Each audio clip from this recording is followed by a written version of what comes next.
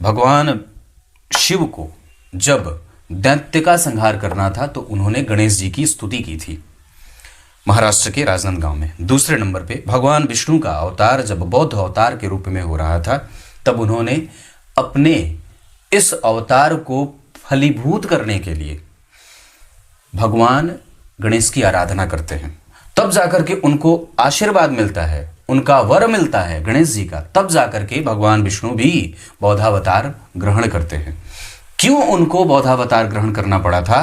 क्योंकि भगवान विष्णु की बात ऐसी ग्रंथ में लिखी है कि भगवान विष्णु भगवान गणेश से ये बात कहते हैं कि मैं धरा पे जाऊंगा और धर्म से विपरीत बात करूंगा, धर्म से और उसमें वेदों की निंदा करूंगा और ईश्वरत्व को और ईश्वरत्व के गुण को ही निंदा का पात्र बना दूंगा, उनकी निंदा करूंगा। मेरे इस काम में कोई रुकावट ना आए कि मैं वेदों की निंदा करूं। मैं अपने इस अवतार में वेदों की निंदा करने वाला हूं और इसे नास्तिक धर्म के रूप में एक नए धर्म का जो है वो आरंभ करने वाला हूं। तो हे भगवान विघ्न विनाशक, मेरे इस कार्य में कोई विघ्न ना आए, इस वजह से मैं आपकी वंदना करता हूं।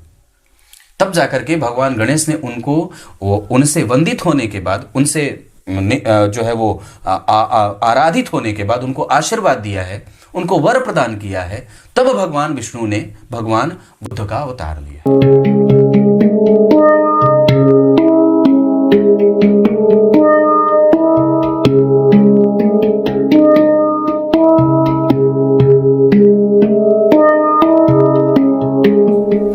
सुबह 10 बजे से लेकर 11 बजे के बीच में उपस्थित हूं आप सबके सामने। आज जिनकी कुंडली लेकर के आया हूं इनका नाम उपासना है। शुरू करते हैं आज का कार्यक्रम। कहीं नहीं जाना है, बिल्कुल बन के रहिएगा। चंद्रमा से राहु वाला कार्यक्रम आप लोगों ने देखा है या नहीं? अगर नहीं देखे हैं तो बिल्कुल जाकर के तुरंत ही देख लीजिए। शुरू करते हैं आज का कार्यक्रम और सबसे पहले बता दूं मनुस्मृति की बात। भगवान मनु ने स्मृति ग्रंथ में एक बड़ी उपयोगी बात लिखी है। वैसे हमारे धर्मशास्त्रों में कभी भी कोई भी बात अनुपयोगी तो नहीं ही है। अलग बात है कि हम लोग उससे अपना तादात्म्य बना करके नहीं रखते हैं। तो भगवान मनु ने क्या बात कही है कि इस जगत की सुरक्षा सिर्फ 2 लोगों को तृप्त करके की जा सकती है। मतलब अगर 2 लोग प्रसन्न रहें तो जो आपका जगत है, जिस जगत में मैं और आप रह रहे हैं, उसकी सुरक्षा संभव है।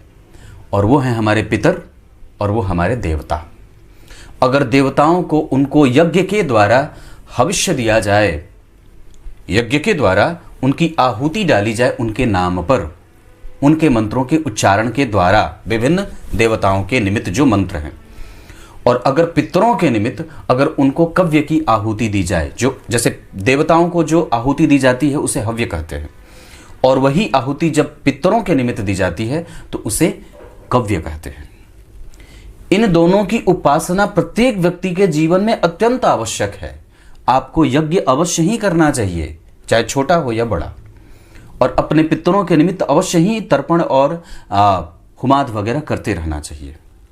इन दोनों के खुश रहने से एक बड़ी अद्भुत बात बताता हूं। कल मैं पढ़ रहा था कोई ग्रंथ, मैं दिन भर पढ़ता हूं, तो कल एक पढ़ रहा था, कई बार तो इधर का उधर हो जाता है, कहां पढ़ा था याद नहीं होता, पर पढ़ा था मैंने कि ईश्वर का याद किया, ध्यान से समझिए मेरी तरफ देख के, ईश्वर को याद किया और वो भगवान आपके पास आ गए। हां बड़ी अद्भुत बात है। पर आपने याद किया, उनका नाम जप किया, नाम स्मरण किया, वो समझ लो वो भगवान आपके पास आ गया। उसके नहीं आने से आपको वो देवता के नाम की याद ही न रहे। वो आया है तभी आपको उसका नाम याद आ रहा है। अब जब आप उसको निरंतर जपने लगते हैं तो आपके पास ही आ जाता है, वो कहीं जाता नहीं है आपके पास से। उसकी इतनी विलक्षणता है कि वो हर जगह एक साथ कई रूपों में उपस्थित हो सकता है। अरे भाई, जो अब प्रधानमंत्री की मुहर एक बार लगी सारे देश पे लागू है कि नहीं बात? राष्ट्रपति की मुहर लगी सारे देश पे लागू। अरे संयुक्त राष्ट्र संघ की एक मुहर लगी सारे विश्व पे लागू। तो जरा सोच के देखो, इन मंदबुद्धियों को कौन समझाए? ईश्वर पे संकोच करते हैं, संदेह करते हैं। एक व्यक्ति है जो संपूर्ण संसार, एक ऐसी शक्ति है, एक व्यक्ति है जो संपूर्ण देश पे अपना राज्य शासन करता है, तो क्या भगवान नहीं कर सकते? तो भगवान की बात बड़ी अद्भुत है, आपने याद किया, वो आ ही गए, और जैसे आपने उसे छोड़ा उसका जाना सुनिश्चित है कि नहीं बात? ये बहुत समझदारी वाली बात है। अब आइए आप लोगों को कुंडली पे लेके आता हूं। इनका जन्म कृष्ण पक्ष के अमावस्या को हुआ है, और ये ठीक नहीं होता। कृष्ण पक्ष के अमावस्या के चंद्रमा और जन्म कुंडली में नीच के शुक्र के साथ बैठे हैं, और सूर्य भी नीच के हैं। मंगल राहु का अष्टम में जाना, नीच के शनि। तो कितने ग्रह नीच के? एक शुक्र, दूसरा सूर्य, तीसरा शनि, 3 ग्रह नीच के। यहां पे गुरु राहु के संग, यहां गुरु राहु केतु के संपर्क में, यहां गुरु राहु के संग, यहां शुक्र नीच के, यहां भी नीच के, वर्गोत्तम हो गए तो बलवान हो गए।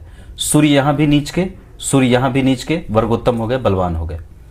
यहां शनि नीच के, और यहां शनि मित्र की राशि में, मतलब यहां से वो ठीक हो गए।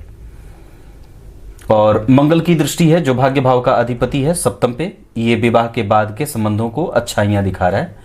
केंद्र पे या नौमांश कुंडली में, ध्यान से समझिएगा, बहुत साधारणतया समझा रहा हूं, और यहां चंद्रमा और शुक्र, तो शुक्र पहले ही बलवान हो चुके हैं क्योंकि यहां भी 6 नंबर में बैठे हैं। सूर्य यहां ठीक है, लग्न को शुभकर्त्री लगा, लग्न के अधिपति चतुर्थ में है, नीच के हैं, पर सूर्य बुध की दृष्टि अच्छी पड़ रही है, जो बुध भाग्य का अधिपति है देख रहा है, और सूर्य अष्टम के अधिपति है देख रहे हैं। इस वजह से माता का स्वास्थ्य और कभी कभी व्यक्ति का दिमाग परेशान होगा, क्योंकि पहले ही आपका चंद्रमा कृष्ण पक्ष के अमावस्या का है। इस वजह से नौकरी में छोटे छोटे अंकों से व्यक्ति छंटता रहेगा और दिक्कत होगी। मतलब आपको मेहनत बढ़ाना है, क्योंकि गुरु मेहनत भाव के अधिपति हैं और मंगल अष्टम भाव में हैं, ये थोड़े कमजोर होंगे।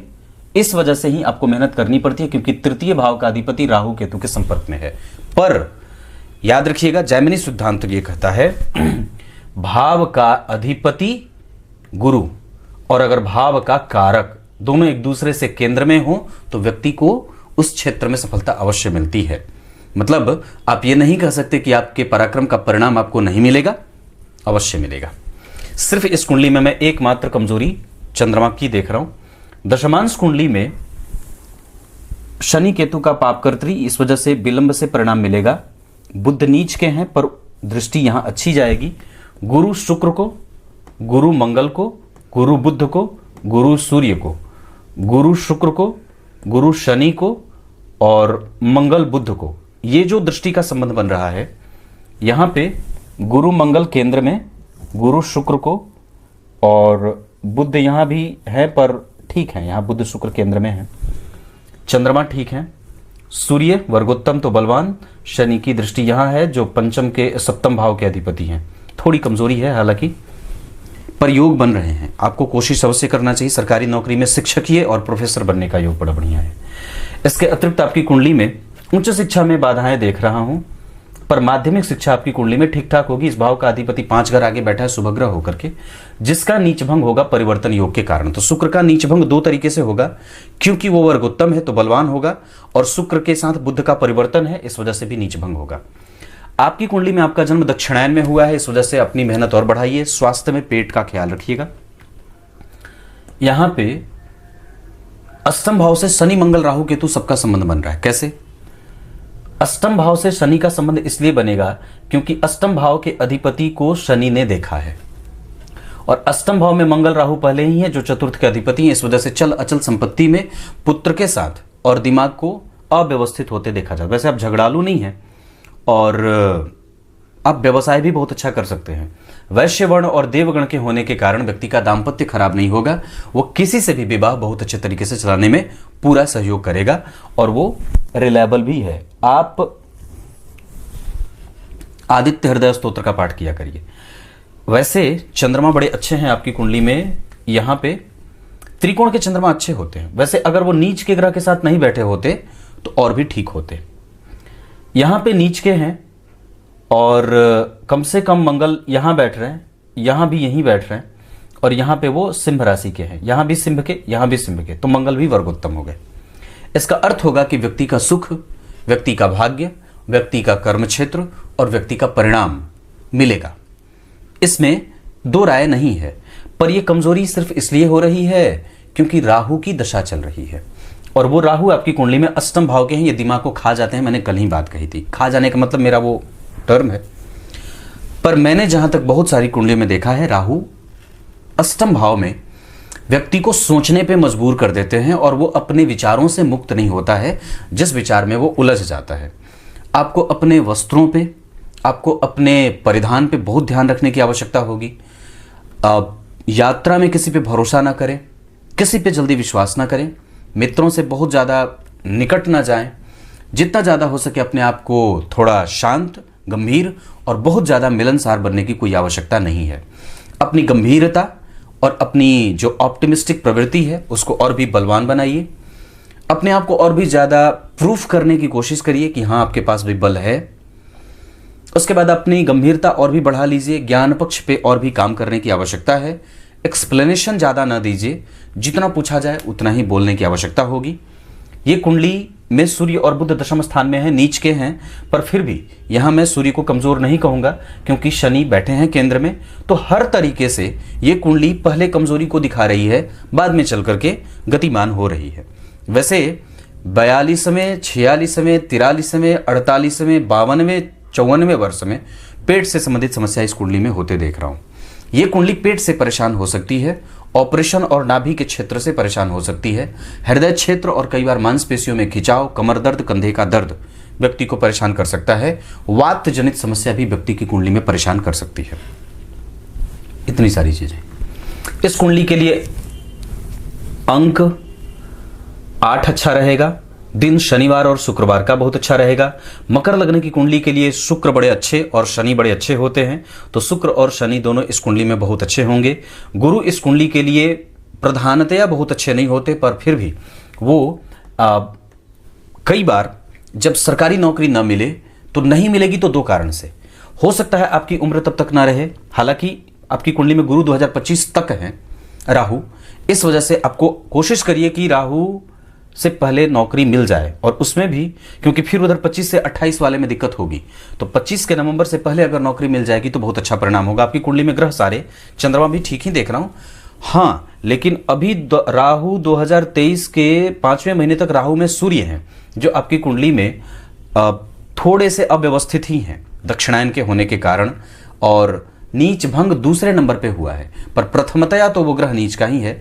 वस्तुतः उनके ऊपर गुरु की दृष्टि अगर नहीं होती तो मैं राहु में सूर्य वाले में भी बहुत अच्छा नहीं करता, पर कुछ हद तक उन्हें ठीक कर सकता हूं, क्योंकि यहां भी वो आपको पराक्रमी तो कम से कम बना रहे हैं। छोटे भाई बहनों का सुख बड़ा कम सा मिलता है, ये बात है, पर बड़े भाई बहनों से लाभ मिलता है, और व्यक्ति एक वक्त पे आने के बाद चूंकि लाभेश लाभ को देख रहे हैं, इस वजह से वो चीज प्राप्त कर लेता है। आरंभ में अगर नौकरी छोटी भी मिल जाएगी तो उठा लीजिएगा, अगर नहीं मिलेगा तो फिर प्राइवेट सेक्टर में या खुद की कोचिंग क्लासेस जरूर शुरू कर लीजिएगा। आपकी कुंडली में यह भी बना है। इस कुंडली में बैंकिंग, फाइनेंस और मैनेजमेंट, इसके मैनेजमेंट थोड़ा कम होगा शुक्र के नीच होने के कारण, पर वस्तुतः सूर्य और बुध के कारण पढ़ाई, बैंकिंग और मार्केटिंग का काम, मंगल अगर ठीक होते, बहुत अच्छे और भी होते, अष्टम भाव में नहीं बैठे होते, तो मैं मार्केटिंग भी बहुत अच्छा कर सकता था। वैसे फिनांस का सेक्टर बहुत अच्छा रहेगा और पढ़ाने का काम बहुत अच्छा रहेगा। इसके अतिरिक्त आपकी कुंडली में किसी बहुत बड़े राजनीतिज्ञ का और किसी बहुत बड़े राजनीतिज्ञ व्यक्ति के साथ संपर्क में भी आकर के आप अपने करियर को नई दिशा दे सकते हैं। पिता के साथ जुड़ करके भी कोई काम किया जा सकता है। पैतृक संपत्ति का सुख आपकी कुंडली में थोड़े बहुत व्यवधान के साथ मिलेगा। वैसे कोशिश करिएगा कि संतति का सुख आपको मिल जाए, तो कुंडली मिला करके ही विवाह करिएगा।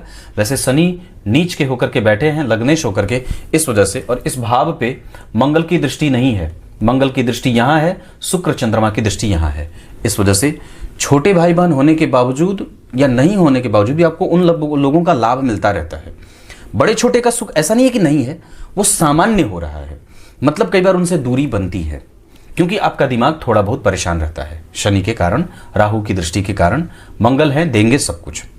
नौकरी के योग हैं, और अभी मैं कहूँ 2025 के नवंबर से पहले। दूसरा, विवाह अगर करना होगा तो आप उत्तर पूर्व दिशा में, विवाह करना हो तो कन्या राशि और वृषभ राशि के जातक के साथ साथ आपकी कुंडली में एक वक्त आपकी कुंडली के लिए बहुत बढ़िया होगा जब आप मिथुन राशि के जातकों से भी विवाह कर सकते हैं।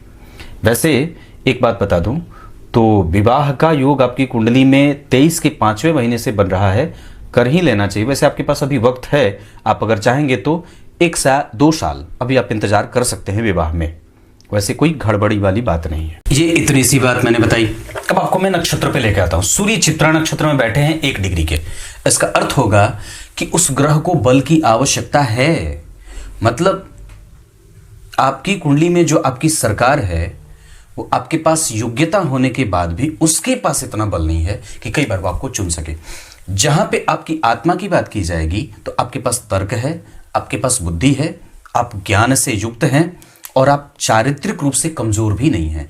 पर गुरु चूंकि देते हैं, उनका काम जातक को वरदान देने का है, वो राहु और केतु के संपर्क में आने के कारण और जन्म कुंडली में इस कुंडली के लिए एक ऐसे ग्रह के संपर्क में आ रहे हैं, मंगल की दृष्टि पा रहे हैं, जो कम से कम गुरु को लालची भी बना रहा है और कई बार आपको उतना नहीं दिलवा रहा है जितना उसको देना चाहिए।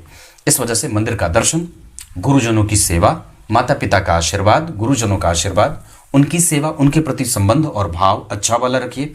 ग्रंथ की पूजा, माता दुर्गा की उपासना, उनके मंदिर का दर्शन, गणेश जी के मंदिर का दर्शन, लाजवर्त धारण करना, ये सब आपके लिए बड़ा अनुकूल होगा। इसके अतिरिक्त महापुरुषाय नमः का जप, अगर हो सके तो ये मकर लग्न की कुंडली है, हनुमान चालीसा का पाठ वगैरह भी करते रहिएगा। इसके अतिरिक्त आपकी कुंडली में चंद्रमा बहुत अच्छे हैं, उनको मैं ठीक कहूंगा। अगर वो पक्ष के बल से मजबूत होते तो अब तक आपकी कुंडली में नौकरी पक्की लग चुकी होती।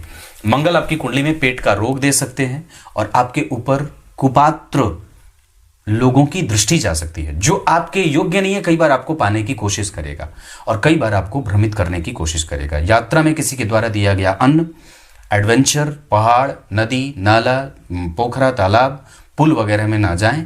जितना ज़्यादा हो सके अपने आप को विष वाले प्राणियों से बचा के रखें। चाकू, छुरी, कैंची, इन सब चीज़ों से अपने आप को बचा के रखें। गैस सिलेंडर जो होता है, अप्रत्याशित जो घटनाएं होती हैं, उन सब चीज़ों का योग राहु मंगल कराते हैं। वैसे आपकी कुंडली में शनि लग्न को देख रहे हैं तो आयु का योग नुकसान में नहीं है, पर हाँ ऑपरेशन वगैरह के योग इस कुंडली में जरूर बन रहे हैं।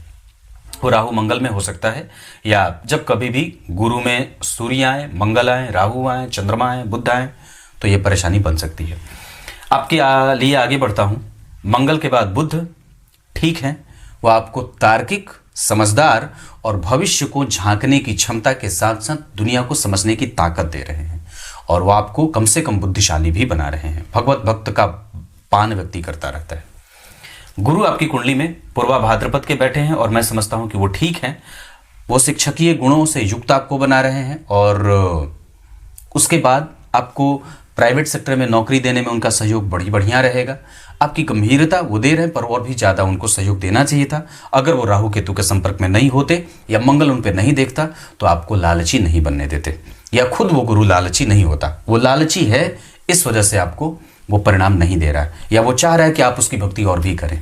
ऐसा शुक्र आपकी कुंडली में नीच के हैं, ढलान पे हैं, इस वजह से भी कई बार पति और पत्नी का सुख थोड़ा कम मिलता है। आपकी कुंडली में आत्मकारक ग्रह के रूप में शुक्र ही बनेंगे और ये आपकी कुंडली में वर्गोत्तम है और साथ ही साथ इस कुंडली के वो कारक ग्रह भी होते हैं और जन्म कुंडली में लग्न से वो त्रिकोण में बैठे हैं, इसे भी अच्छा कहा जाता है। जैमिनी ज्योतिष में आत्मकारक ग्रह की स्थिति जितनी मजबूत होती है उतनी ही आपकी कुंडली में वो दशा भी अच्छी होती है। वो दशा 2033 में आएगी और उसके अतिरिक्त दूसरे नंबर पे जो ग्रह आपकी कुंडली में बन रहा है वो बन रहा है गुरु। इसका अर्थ होगा कि आपकी कुंडली में गुरु भी ठीक होंगे, कमजोर नहीं होंगे। आप उनकी दशा को भी संपूर्णतया अच्छा मान सकते हैं। शुक्र के बाद शनि आपकी कुंडली में जिस स्थिति में बैठे हैं उसके आधार पर अगर वो वक्री नहीं होते तो और भी परिणाम दे सकते थे, पर वस्तुतः वो लग्न के अधिपति होकर के और उच्च के नहीं है, नीच के हैं, जिनका नीच भंग दोनों एक दूसरे से कम हो रहा है। सूर्य शनि का, शनि नीच का, शनि का नीच भंग सूर्य कर रहे हैं, सूर्य का नीच भंग शनि कर रहे हैं। ये दोनों ही एक दूसरे के पारलौकिक अलौकिक संबंध में हैं और अन्योन्याश्रय संबंध में बन रहे हैं। इसके अतिरिक्त इस भाव के अधिपति अष्टम में बैठ करके राहु से दृष्ट होकर के चौथे भाव को कमजोरी दे रहे हैं। इसके कारण माता से और माता के साथ मतभेद की स्थिति बनती है। वैसे पिता और माता दोनों के भाव थोड़े थोड़े कमजोर जरूर हैं, पर बाद में चल करके दोनों ठीक है। इस वजह से उनकी सेवा की स्थिति आपकी कुंडली में बननी चाहिए। माता जी का स्वास्थ्य विशेष परेशान कर सकता है, आपका मन परेशान हो सकता है, व्याधियां बनती है, सर्दी खांसी जुकाम वगैरह होता है, ये एक सामान्य बात है इस कुंडली के लिए। राहु आपकी कुंडली में ठीक नहीं है, मैं इनको कभी अच्छा नहीं कहूँगा, भले आपको कोई ज्योतिषी अच्छा कह दे, पर उसी के कारण आपको नौकरी नहीं मिल रही है। अगर कोशिश करिए एक लाजवर्त पहन करके भगवान गणेश जी के मंत्रों का जप और संकटनाशक गणेश स्तोत्र का पाठ करिए। ये वही गणेश जी हैं, त्रिपुरासुर को मारने जब भगवान शिव चले थे तो मारा ही नहीं जा रहा था। तो फिर वो महाराष्ट्र के राजनांदगांव में जा करके भगवान गणेश की पूजा करते हैं और तब जा करके उन्हें भगवान गणेश की सिद्धि मिलती है। फिर जा करके वो उस दैत्य का संहार करते हैं। भगवान विष्णु जब इस कली काल में भगवान बुद्ध के रूप में अपना प्रादुर्भाव कर रहे थे, अवतार ले रहे थे, तब भी उन्होंने ऐसा कहा है, ध्यान से समझिएगा, बड़ी अच्छी बात है, बहुत गंभीर बात है, इसको मैं कार्यक्रम के आगे लगवा दूंगा। भगवान शिव को जब दैत्य का संहार करना था तो उन्होंने गणेश जी की स्तुति की थी महाराष्ट्र के राजनांदगांव में। दूसरे नंबर पे भगवान विष्णु का अवतार जब बौद्ध अवतार के रूप में हो रहा था तब उन्होंने अपने इस अवतार को फलीभूत करने के लिए भगवान गणेश की आराधना करते हैं। तब जाकर के उनको आशीर्वाद मिलता है, उनका वर मिलता है गणेश जी का। तब जाकर के भगवान विष्णु भी बौद्धावतार ग्रहण करते हैं। क्यों उनको बौद्धावतार ग्रहण करना पड़ा था?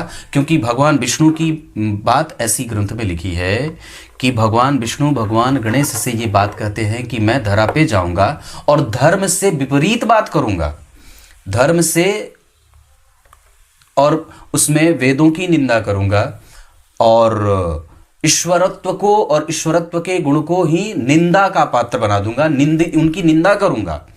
मेरे इस काम में कोई रुकावट ना आए कि मैं वेदों की निंदा करूं। मैं अपने इस अवतार में वेदों की निंदा करने वाला हूं और इसे नास्तिक धर्म के रूप में एक नए धर्म का जो है वो आरंभ करने वाला हूं। तो हे भगवान विघ्न विनाशक, मेरे इस कार्य में कोई विघ्न ना आए, इस वजह से मैं आपकी वंदना करता हूं।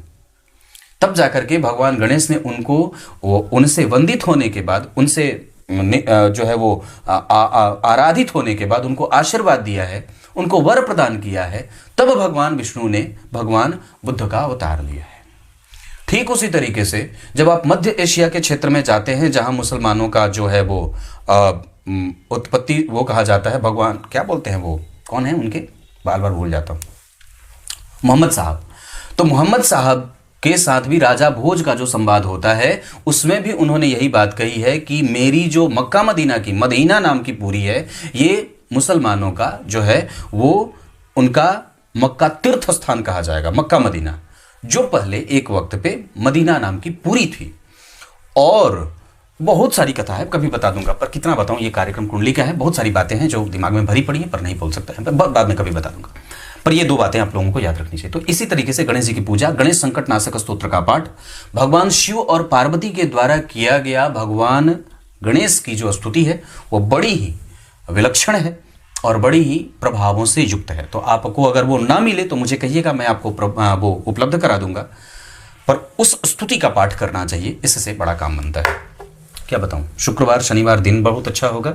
अंक आपके लिए 8 बहुत अच्छा है। मंगलवार का दिन इस कुंडली के लिए अच्छा नहीं है। नक्षत्र इस कुंडली के लिए हस्त बहुत अच्छा है, पूर्वा भाद्रपद अच्छा है, अश्विनी, स्वाति, मृगशिरा, रोहिणी और ये सब नक्षत्र अच्छे होंगे।